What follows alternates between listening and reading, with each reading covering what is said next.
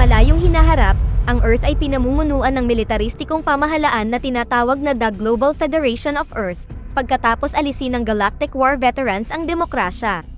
Ang namumunong pamahalaan na ito ay hinihikayat ang mga tao na sumali sa mobile infantry, na nangangakong bibigyan sila ng citizenship bilang kapalit ng serbisyong federal. Ang citizenship na ito ay magbibigay sa kanila ng mga karapatan, tulad ng pagboto at paggawa ng pamilya, na ipinagkait sa mga ordinaryong sibilyan. Lumalabas na ang sangkatauhan ay nasa matinding tensyon dahil sa lahi ng mga highly evolved insectoid creatures, ang arachnids o bugs. Ang isa sa mga planetang tinitirhan ng mga nilalang na ito ay ang Klendatho, na naghagis ng hindi mabilang na meteorite patungo sa Earth. Bilang resulta, nais ng puwersang militar na wasakin ang Klendatho upang protektahan ang sangkatauhan. Ang eksena ay pinutol sa isang taon na lumipas, at ipinakilala sa atin ang high school student, si Johnny Rico, na makikitang pumasok sa klase ni Teniente Rashzak. Habang pinag-uusapan ng guro ang tungkol sa pagkabigo ng demokrasya, abala si Johnny sa pakikipagharutan sa kanyang kasintahan na si Carmen Ibanez. Pagkatapos ng klase, umalis ang magkasintahan para tingnan ang resulta ng kanilang pagsusulit. Si Carmen ay tila nakakuha ng mataas na marka, habang si Johnny ay nabigo. Sa sandaling iyon, nilapitan siya ng matalik na kaibigan, si Carl, na nagtanong tungkol sa relasyon nila ni Carmen. Ibinunyag niya na may gusto rin sa kanya ang isang babaeng nagngangalang Dizzy, ngunit gusto ng huli na manatili kay Carmen. Pagkatapos, ang mga mag-aaral ay naatasang suriin ang ilang malalaking arachnid sa biology class. Binanggit ng guro na ang mga nilalang na ito ay mas nakalalamang sa mga tao dahil sa mabilis na pagpaparami at handa silang magsakripisyo para sa kapakinabangan ng ibang hayop. Walang pag-aalinlangang binuksan at hinugot ni Johnny ang laman loob ng nilalang, na naging sanhi ng pandidiri at pagsusuka ni Carmen. Pagkatapos ng klase, si Johnny ay pumunta sa bahay ni Carl upang matuto ng psychic abilities. Lumalabas na matagal nang nagsasanay si Carl para maging sundalo. Habang nag-uusap ang dalawa, ginambala sila ng alaga ni Carl, kaya ginamit niya ang kanyang kakayahan para paalisin ito. Gayunpaman, sinabi niya na hindi pa niya alam kung paano gawin ang ganitong pagmamanipula sa mga tao. Kinabukasan, nanood at nag-cheer si Carmen sa rugby match ni Johnny. Sa isang punto, iniwasan niya ang kalaban, si Xander, na humantong sa kanya upang makapuntos ng touchdown habang ang huli ay bumagsak sa madla. Bumangon si Xander sa tulong ni Carmen at agad na nabighani sa kanya. Nagkaroon ng maikling pag-uusap ang dalawa kung saan nabanggit ni Xander na siya ay pumapasok sa Fleet Academy. Ito ay nagpasabik kay Carmen dahil gusto rin niyang pumasok sa Fleet Academy.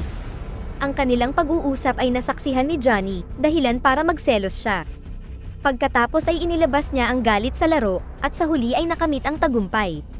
Nang maglaon, sa bahay, si Johnny ay kinumpronta ng ama tungkol sa pag-sign up para sa Federal Service, na nangangailangan ng 2 taon na sakripisyo at hindi tiyak na kaligtasan.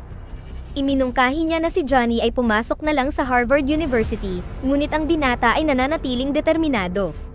Lumilitaw na sina Carmen at Carl ay nagpalista sa militar upang makamit ang citizenship, kung kaya't gusto ni Johnny na gawin din ito.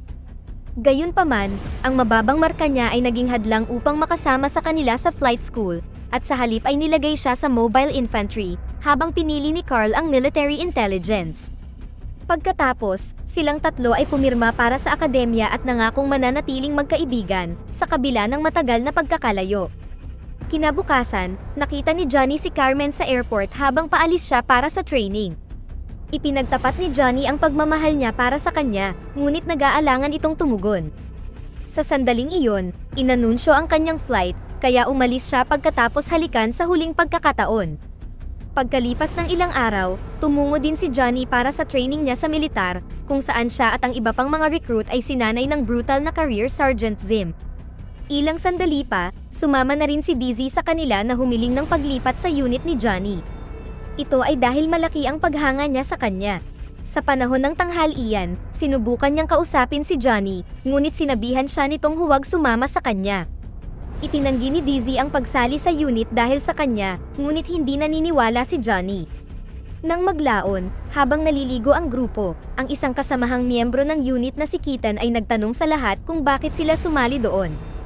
Sinabi ng isang lalaki na nagngangalang Breckenridge na gusto niyang iwasang maging magsasaka, at hindi matulad sa kanyang mga magulang, habang ang isang babae, si Jana, ay gustong pumasok sa politika. Nang si Johnny na, namagitan si Dizzy at sinabing narito siya para sa kanyang pag-ibig. Sa kabilang banda, si Carmen ay masigasig na nagpapatuloy sa kanyang pagsasanay at tila napakahusay. Sa una, itinalaga siyang magpiloto sa Corvette transport ship na napakadali niyang nagawa. Pagkatapos nito, lumipat siya sa Fleet Battle Station Ticonderoga, kung saan nalaman niya na ang kanyang tagapagsanay ay walang iba kundi si Xander. Sa pagsisimula ng pagsasanay ni Johnny, ipinakita niya ang pambihirang husay sa atleta na kalaunan ay nagkamit sa kanya ng promosyon bilang pinuno ng squad. Isang gabi, nagpapahinga ang buong unit sa kanilang compartment nang makatanggap si Johnny ng video message mula kay Carmen. Ipinaalam niya sa kanya na maayos ang kanyang pagsasanay at napakasaya niya doon. Gayunpaman, mayroon din siyang masamang balita. Ibinunyag niya ang kanyang desisyon na wakasan ang relasyon nila dahil sa magkaibang landas ng buhay nila, at binanggit din na kailangan niyang tumuon sa kanyang karera. Humingi siya ng paumanhin para dito at hiniling sa kanya na sumulat pabalik upang maaari silang manatiling magkaibigan. Dahil dito ay tila nawasak si Johnny dahil siya ang dahilan kung bakit siya nagpalista sa militar. Nang marinig ito ng kasamahan niya sa grupo, si Ace, sinubukan niyang aliwin siya, binanggit na nakatanggap siya ng promosyon dahil sa husay niya. Sa pagdaan ng mga araw, ipinagpatuloy ni Carmen ang pagsasanay kasama si Xander at mabilis na nagkaroon ng mga kasanayan sa iba't ibang skills na nauugnay sa paglipad. Sa isang punto, pinatunayan niya ang kanyang sarili na bihasang piloto nang baguhin niya ang navigation sa mas mahusay na ruta. Dahil dito, opisyal siyang inimbitahan na maging bahagi ng captain crew sa halip na manatiling trainee. Binati siya ni Xander para sa kanyang tagumpay at nabanggit na sila ay mahusay na koponan. Ang pag-uusap nila ay biglang naputol nang ma-detect nila ang gravitational shift na dulot ng paparating na asteroid. Sa isang mabilis na paggalaw, mahusay na minaniobra ni Carmen ang ship sa ilalim ng asteroid at nagawang maiwasan ang isang banggaan na may kaunting pinsala lamang. Nakuha nito ang papuri mula sa kapitan na nagpasaya sa kanya. Isang araw, sa sesyon ng pagsasanay, pinangunahan ni Johnny ang kanyang squad sa simulation na labanan gamit ang mga tunay na bala. Sa gitna nito, nagreklamo si Breckenridge dahil ang kanyang helmet ay hindi gumagana, kaya tinanggal ito ni Johnny upang suriin. Kasabay nito, hindi sinasadyang natisod si Jana nang matamaan siya ng laser. Naging sanhi ito ng hindi sinasadyang pagpapaputok niya kay Breckenridge at napatay siya on the spot. Bilang resulta ng irresponsableng aksyon ni Johnny, na-demote siya mula sa pinuno ng squad at pampublikong hinagupit ng batas militar. Si Jana, na hindi nakayanan ng konsensya, ay nagpa siya na umalis sa militar. Ang mga pangyayaring ito ay nakaapekto ng husto kay Johnny, at pagkatapos makapag-isip, nagpa siya din siyang huminto ng tuluyan. Habang nag-iimpake ng mga gamit, nakatanggap siya ng video call mula sa kanyang mga magulang, na masayang wina-welcome siya sa bahay. Bigla niyang napansin na dumilim ang bahay ng kanyang mga magulang bago natapos ang tawag. Makalipas ang ilang sandali, pinanood ng lahat ng mga sundalo ang balita tungkol sa meteor mula sa Clendatho na tumama sa Earth, na nagdulot ng malawakang pagkawasak at kumitil ng milyon-milyong buhay. Laking gulat ni na Johnny at Dizzy nang malaman nilang tuluyan ng nalipol ang kanilang bayan. Ngayong wala ng dahilan para bumalik si Johnny, hiniling niya sa commanding officer na bawiin ang kanyang pagbibitiw. Bilang tugon, pinunit ni Zim ang resignation form, at tinanggap siya pabalik sa pangkat. Bilang resulta ng palihim na pagsalakay na ito, nagdeklara ang Earth ng digmaan laban sa mga Arachnids. Sa sumunod na eksena, dumating ang infantry ng militar sa Ticonderoga, kung saan muling nakita ni Johnny si Carmen. Hindi nagaksaya ng oras si Carmen at ipinaliwanag na ang kanilang breakup ay para sa mas ikabubuti dahil sila ay nasa digmaan. Sa sandaling iyon, pumasok si Xander at sinabi ni Carmen na magkasama sila sa flight team.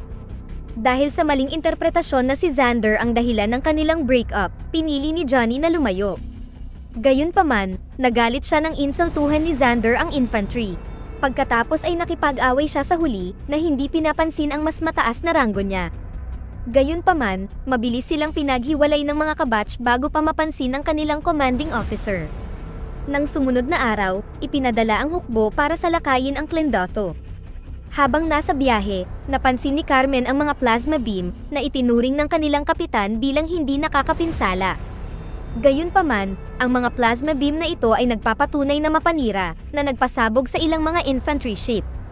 Sa kabila ng pinsalang natamo, ang mga nakaligtas na ship ay nagawang makarating sa Clendatho. Pagkatapos ay sumugod ang mga sundalo para sa isang pag-atake at nagsimulang magpaputok patungo sa naglalakihang mga insekto na naglalabas ng mga plasma beam. Sa unang ilang minuto, ang mga sundalo ay nakapatay ng ilang mga insekto gamit ang kanilang mga baril at missiles.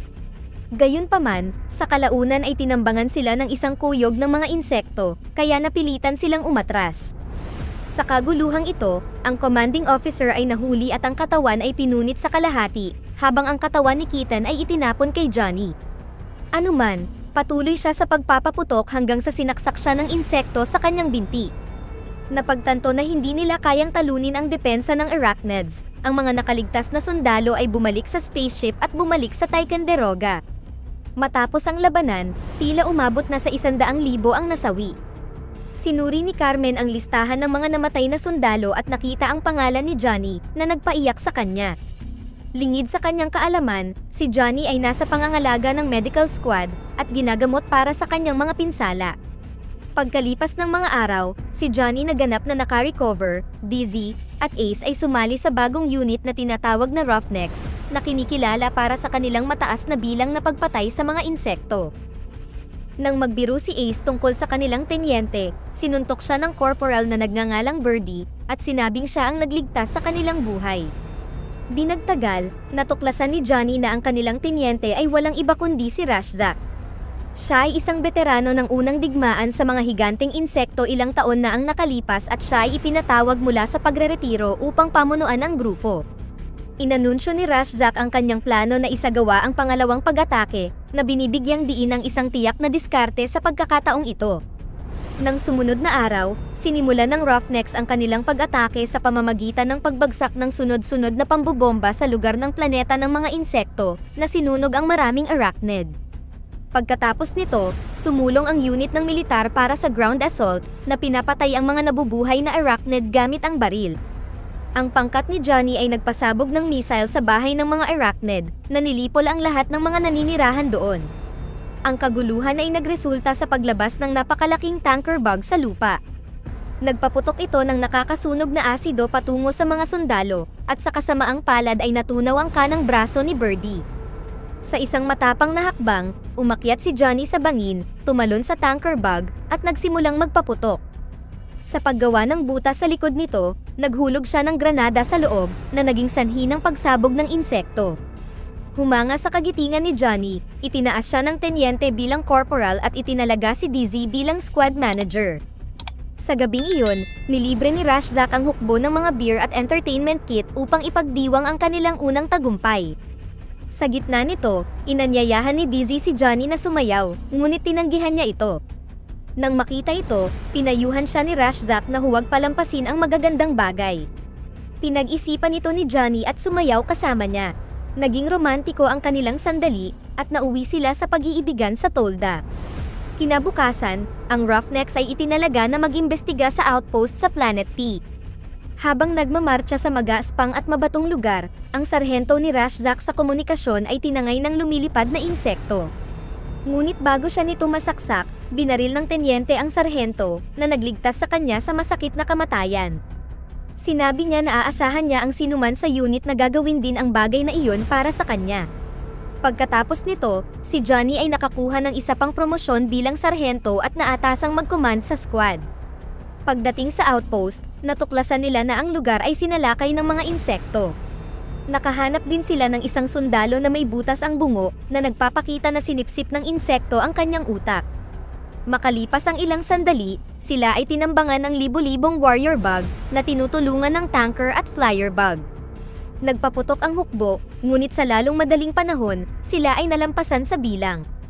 Nagmamadaling pumunta si Johnny sa communication tent at nag-request ng sundo. Habang papunta ang ship, nag-utos si Rashzak ng retreat para lumikas. Makalipas ang ilang minuto, dumating ang ship at binuksan ni Xander ang pinto, inutusan ang lahat na pumasok sa loob.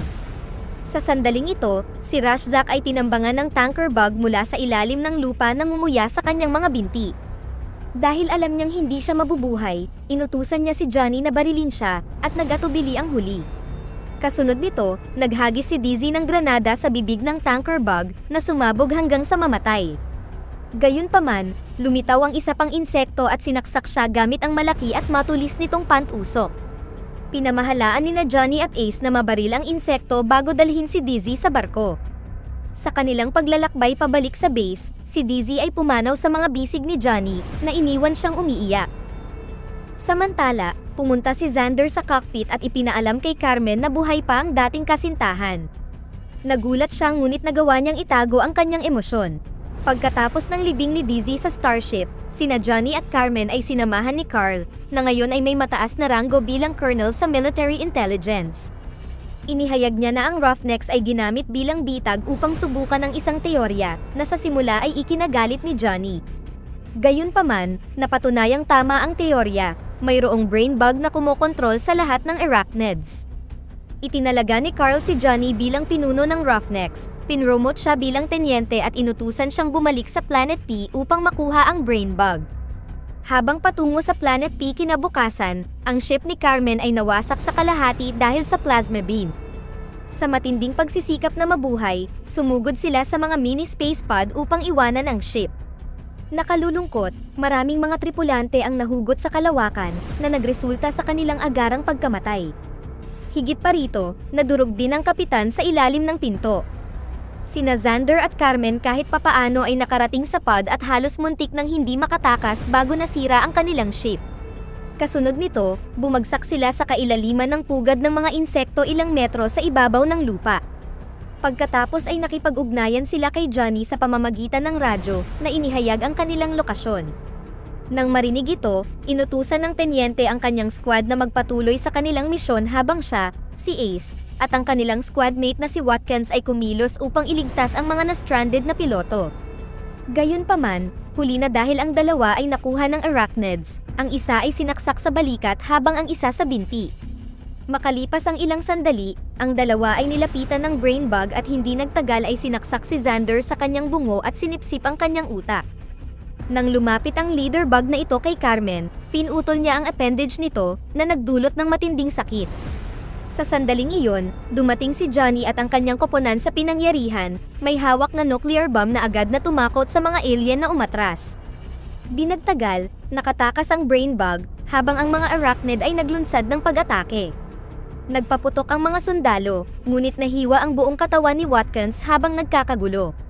Alam na hindi siya makakaligtas, kinuha niya ang nuclear bomb at nagpa siya na isakripisyo ang buhay, at inutusan ng iba na tumakbo.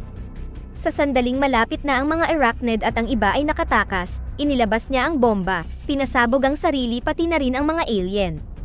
Nang makarating sa ibabaw, natuklasan nila na nakuha ng mobile infantry, sa pangunguna ni Sergeant Zim, ang brain bug. Ginamit ni Carl ang psychic abilities upang basahin ang isip ng brain bug at inanunsyo nito na natatakot ito sa mga bumihag sa kanya, na nagdulot ng malaking kagalakan sa lahat para sa kanilang tagumpay.